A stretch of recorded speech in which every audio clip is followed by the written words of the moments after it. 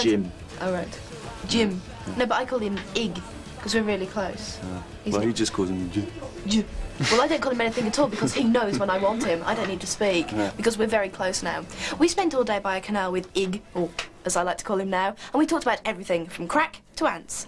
I'm Iggy Pop, I'm Iggy Pop, I'm Iggy Pop. I'm Iggy Pop, and this is my life. My job description pretty much is just like going like that.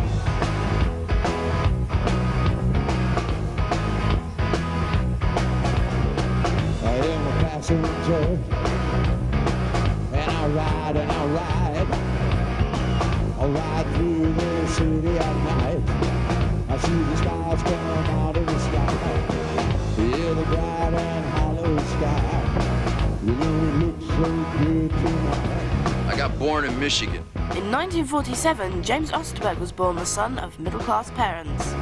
Most likely to succeed, 9th grade.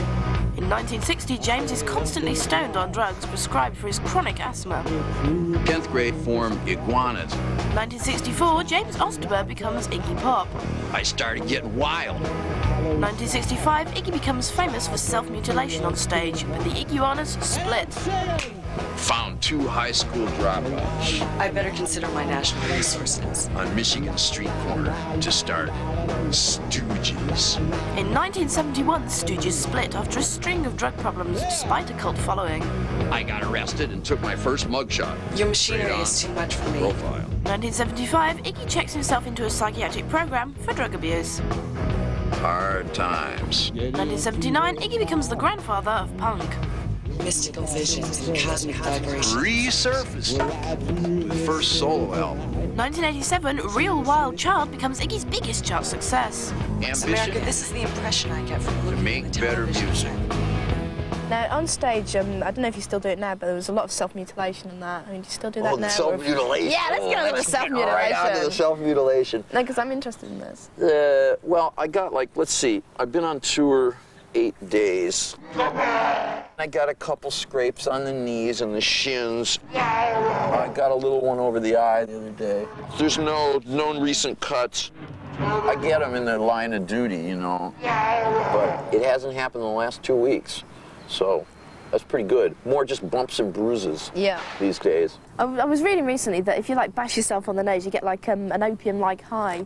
Well, I used to think that I read that if you could get high smoking spider webs, I remember when I was 20, so I went down, we were all out of dope, right? So I went down in the basement, gathered all these spider webs and put them in my hash pipe. And I didn't get high. Are you being sinister, or is this some form of practical joke? Love my garden, my wife, my dog. You said once that you wanted to be a dog. I mean, do you still want to do that after you've seen your mutt now? Well, yeah, I know, it's funny. Once you get to really know what they're like, I don't know about that, because they're really kind of, they're always trying to be get in with you, you know? It's always yeah, that's right. I love you. Yeah, so it's kind of oh. I'm trying to come to the point. So what animal do you want to be now? I like the cat a lot, and I had a cat when I was a little kid, and it was a big, probably the major influence on my whole life was that cat, because I would be 13, 14 years old, right?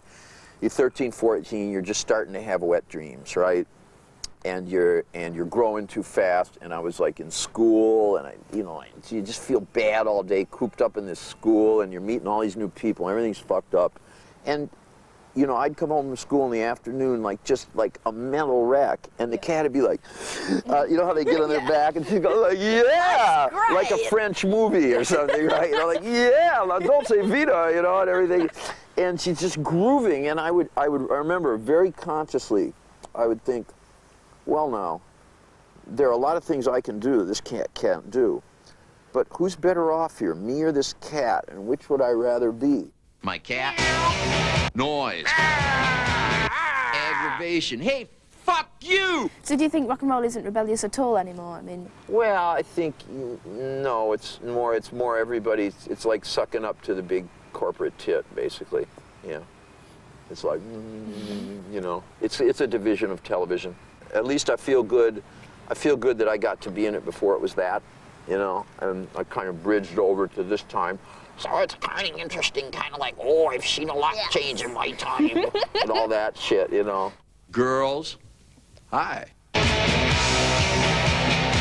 Regular guys, hey man. I have a retiring nature at this point in my life.